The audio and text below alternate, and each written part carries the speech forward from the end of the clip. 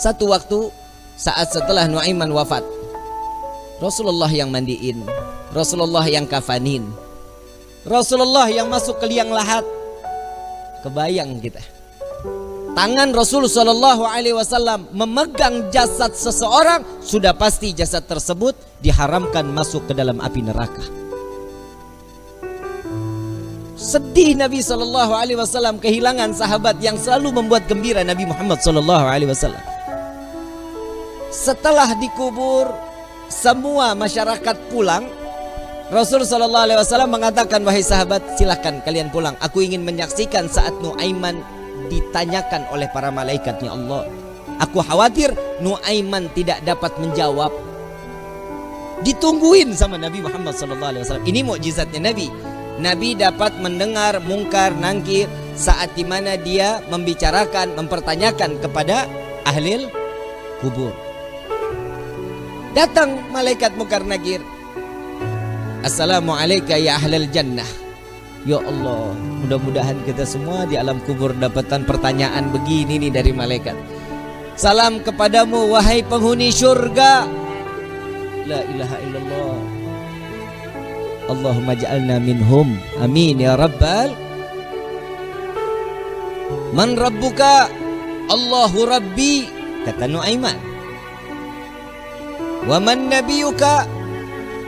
Coba ulang pertanyaannya, kata Nuaiman.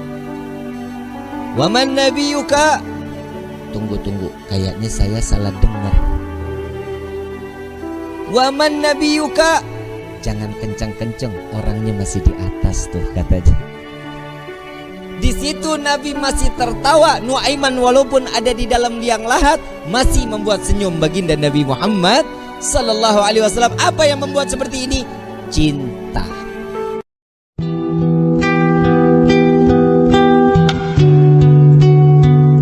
Tidak akan sempurna keimanan seseorang jika Allah dan Nabi-Nya harus jauh lebih tinggi di hadapan Allah.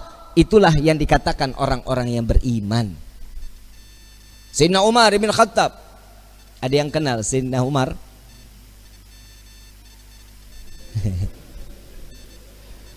Kali ada yang kenal. Umurnya tua juga kalau ada yang kenal. Sering kita dengar Sayyidina Umar, manusia yang diciptakan oleh Allah, jin aja kabur, iblis aja kabur ngelihat bayangannya. Gak ada yang berani. Tapi saat Sayyidina Umar mengatakan cinta kepada Nabi, dunia dengan seisinya sudah gak ada di hadapannya, gak ada di ujung matanya. Kenapa? Karena cintanya tulus kepada Nabi Muhammad SAW. Sayyidina Umar pernah memerangi Nabi. Orang yang salah satunya beriman kepada Nabi, sebelumnya dia perangi Nabi. Iya, Sayyidina Umar ibn Khattab. Siapa lagi? Khalid ibn Walid, Abu Sufyan. Banyak sahabat Nabi yang dulunya membenci Nabi, karena cinta berubah menjadi sesuatu iman yang hak di hadapan Allah Subhanahu wa taala. Khalid ibn Walid kita tahu betul, saat perang Uhud beliau dengan strateginya menghancurkan daripada umat Islam, meluluh lantahkan. Disitulah Nabi SAW dalam keadaan wajahnya penuh dengan darah. Khalid ibn Walid saat dia memeluk Islam sudah bukan orang yang dihinakan oleh Allah. Kenapa? Karena keimanannya kepada Allah dan Nabi-Nya sampai diangkat oleh Allah sebagai Saifullah, sebagai pedangnya Allah Subhanahu. Itu karena cinta. Siapa lagi? Saya ada satu kisah sahabat Nabi namanya Nuaiman. Udah pernah dengar nama sahabat Nabi Nuaiman? Belum? Ngaji, makanya ngaji. Di pasar nggak ada nama Nuaiman. Nuaiman ini setiap hari mabuk di hadapan Nabi Muhammad SAW. Kalau mau ketemu Nabi, minum khamar dulu. Tahu khamar haram, tahu. Karena cari perhatian kepada Nabi Muhammad SAW. Jadi kalau ketemu mabuk, entar ditegur sama Nabi. Ya Nuaiman, haram, jangan diikutin, jangan diminum lagi. Iya ya Rasulullah, sadar, senang Nuaiman. Besok ketemu lagi, mabuk lagi. Kalau orang Tarajuk yang begitu mah PA. Lagi kalau orang Tarajuk mabok mah kagak ada pantas-pantasnya. Kalau orang bule mabok kan wajar ya. Matanya coklat, abu-abu, hidungnya mancung, habis minum pipinya ngeping-ngeping. Nah orang Tarajuk udah hitam, pesek, mata hitam semua, kurang tidur. Bener nggak? Udah, jangan ikutin sesuatu yang nggak diajarin Nabi. Kalau sudah dikatakan Allah haram, ikutin haram. Jangan pakai nanya kenapa. Kalau ada tanda tanya kenapa sih ini diharamin, imannya diragukan. Kalau sudah ketentuan Allah ini wajib, nggak bisa jadi makruh, nggak bisa jadi haram. Ketentuan Allah haram, nggak bisa jadi halal. Insya Allah mudah-mudahan Allah jaga hati kita untuk tetap cinta kepada Allah dan Nabi-Nya. Amin ya Rabbal Alamin. Ada satu kisah lagi di mana Nabi SAW setelah ditinggal oleh dua orang yang dicintai. Nuaiman ingin bikin senang Nabi SAW karena ngelihat Nabi itu selalu bersedih. Karena cintanya Nuaiman kepada Nabi Muhammad SAW, Nuaiman ini berangkat ke tempatnya Zaid bin Thabit. Sayyidina Zaid jual kambing, diminta sama Nuaiman, ya Zaid, saya ambil kambingnya 2, saya mau hadiahin ke Nabi katanya. Oh iya silahkan kata Zaid. Duitnya mana Nuaiman? Duitnya nanti minta sama Nabi. Ini kira-kira yang begini kalau kita ketemu kita apain nih orang? Dibawain 2 ekor sama Zaid yang nganterin, bukan Nuaiman yang bawa. Nuaiman ngintip dari samping tembok, ngeliatin. Begitu kambingnya disampaikan kepada di tangan Nabi, Zaid nungguin. Rasulullah senyum, alhamdulillah terima kasih banyak, ini hadiah dari Nuaiman. Ya Rasulullah, alhamdulillah kirim salam sama Nuaiman. Dan setelah sedihnya Nabi, pertama kali senyum saat Nuaiman menghadiahkan kambing kepada Nabi Muhammad SAW. Diterima sama Nabi, Zaid nggak jalan, diam aja. Ada apa lagi wahai Zaid? Ada lagi yang mau dibicarakan? Enggak ya Rasulullah, duitnya. Dan di situ Nabi ketawa yang kedua kali karena melihat Nuaiman sedang ngintip di balik tembok. Nabi bayar kambing tersebut dengan niat Nuaiman bukan orang yang punya. Karena cintanya Rasulullah kepada Nuaiman, Nuaiman dapat sesuatu kedudukan terhormat di hadapan Allah. Tukang mabok bikin kesel Nabi, tapi Nabi kalau nggak ada Nuaiman nggak mau ngajar. Selalu bikin senang Nabi Muhammad SAW. Satu waktu saat setelah Nuaiman wafat, Rasulullah yang mandiin, Rasulullah yang kafanin, Rasulullah yang masuk ke liang lahat. Kebayang kita, tangan Rasul SAW memegang jasad seseorang, sudah pasti jasad tersebut diharamkan masuk ke dalam api neraka. Sedih Nabi SAW kehilangan sahabat yang selalu membuat gembira Nabi Muhammad SAW. Setelah dikubur, semua masyarakat pulang. Rasul SAW mengatakan, wahai sahabat, silahkan kalian pulang. Aku ingin menyaksikan saat Nuaiman ditanyakan oleh para malaikatnya Allah. Aku khawatir Nuaiman tidak dapat menjawab.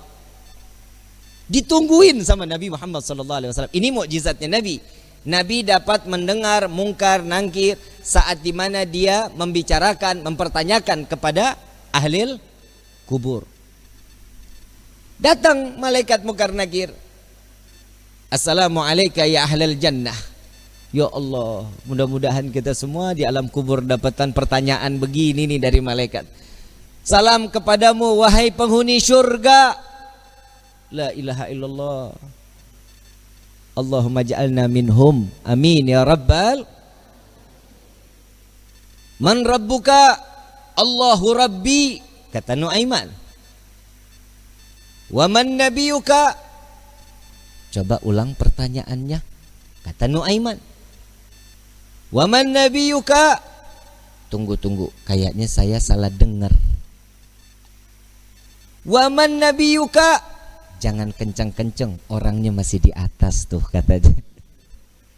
Di situ Nabi masih tertawa. Nuaiman walaupun ada di dalam liang lahat masih membuat senyum baginda Nabi Muhammad sallallahu alaihi wasallam. Apa yang membuat seperti ini? Cinta. Kalau sudah mendapatkan cintanya seseorang yang kita inginkan, pasti hidup kita bahagia. Bagaimana kita mendapatkan gapainya cinta Nabi Muhammad sallallahu alaihi wasallam? Orang yang bersolawat insya Allah keluar dari sini, pulang dari sini berkah hidupnya. Dosanya diampuni oleh Allah. Kedudukan diangkat oleh Allah. Satu solawat 10 derajat Allah angkat di hadapan Allah. Jadi nggak ada yang rugi. Kalian duduk lama-lama di tempat ini sama-sama bersolawat. Apa sih manfaat solawat? Nabi SAW saat Isra wal Mi'raj sedang di Buraq, Nabi melihat ada satu malaikat, tangannya, jarinya jutaan, tangannya ribuan. Ditanya sama malaikat Jibril, Rasulullah nanya kepada malaikat Jibril, ya Jibril, ini siapa? Ini malaikatnya Allah ya Rasulullah. Apa tugasnya? Tugasnya dia menghitung butiran air hujan dari zaman Nabi Adam sampai akhir zaman. Tidak ada satupun yang luput dari hitungannya. Enggak ada ya Rasulullah. Semua terhitung. Yang netes di laut, yang netes di tanah, yang netes dimanapun, semua terhitung oleh malaikat tersebut. Lalu didatangi oleh Nabi SAW. Wahai malaikat Allah, begitu sempurna Allah ciptakan engkau. Ya Rasulullah, tugasmu begitu mulia menghitung butiran air hujan. Betul ya Rasulullah. Adakah satu yang pernah terlewat dari hitunganmu? Nunduk malaikat ini. Ya Rasulullah, ada yang aku tidak dapat menghitung setiap apa yang telah diberikan oleh Allah. Apa wahai malaikat Allah? Tatkala umatmu bersolawat kepadamu, maka dengan rahmat dan keberkahan yang Allah turunkan ke orang-orang tersebut, aku tidak dapat menghitung dari butiran berapa rahmat dan keberkahan yang datang Allah berikan kepada orang-orang tersebut. Sallu ala Nabi Muhammad. Kalian mau suka, mau nggak suka, mau terima, mau nggak terima, semuanya pasti akan mendapatkan keberkahan dari Allah. Keluarnya kalian dari rumah ke dalam majlis ini, setiap langkahnya akan mendapatkan perhitungan kebaikan di hadapan Allah.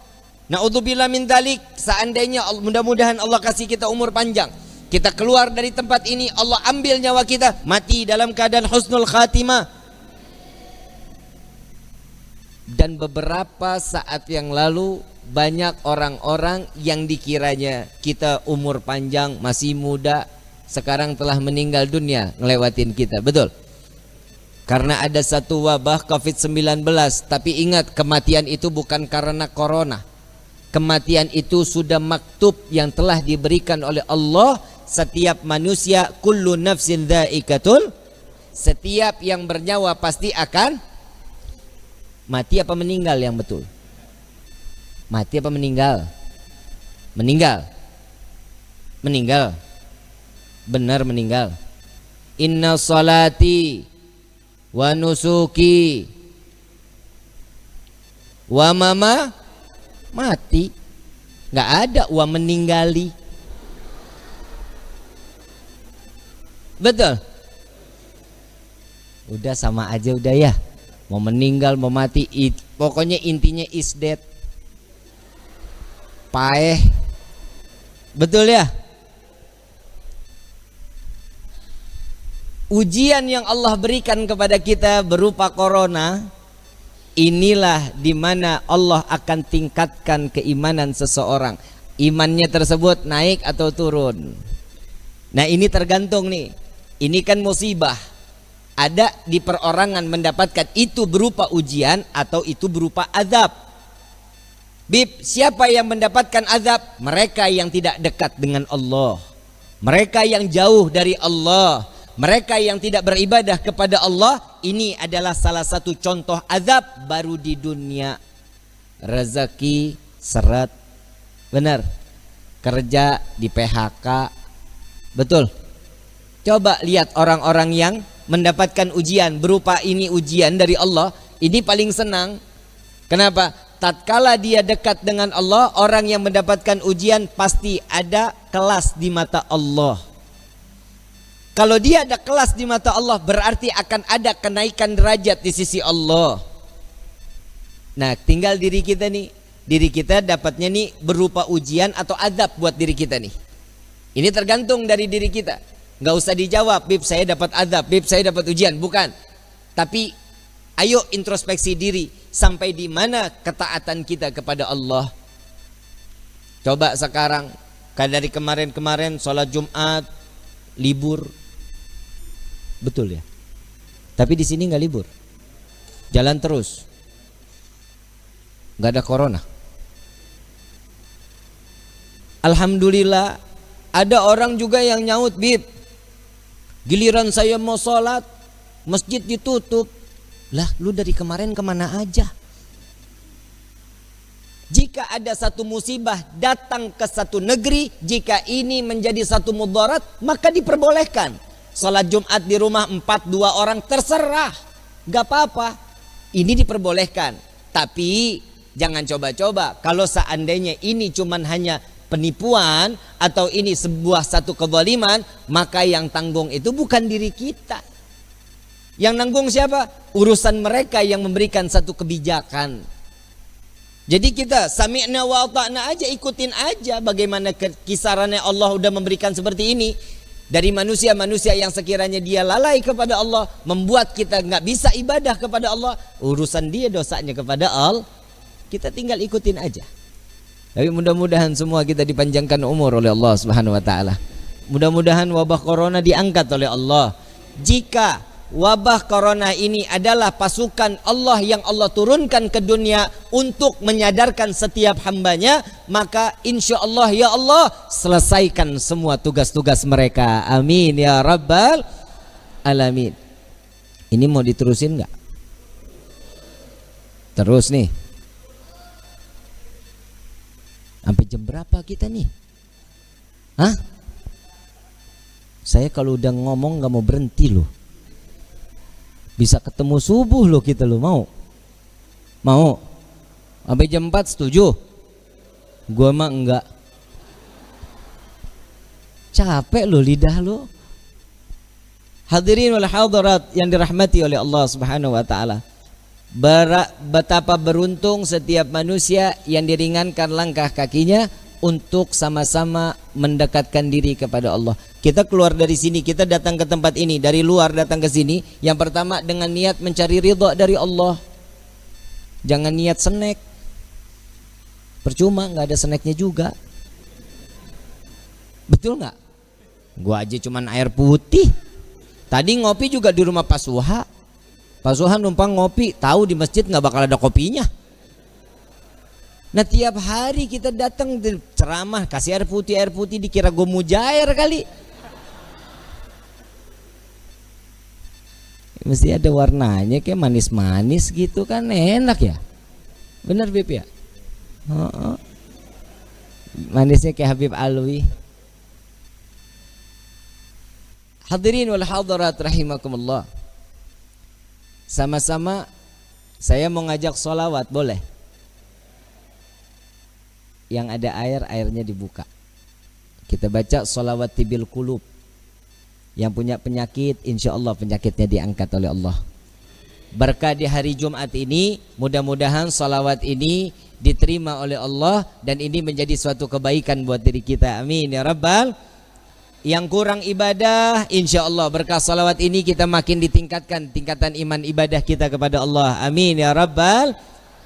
Allahumma salli ala sayyidina Muhammadin tibbil qulubi wa dawaiha wa afiyati abdani wa shifaiha wa nuril absari wa diyaiha wa ala alihi wa sahbihi wa sallim. Baca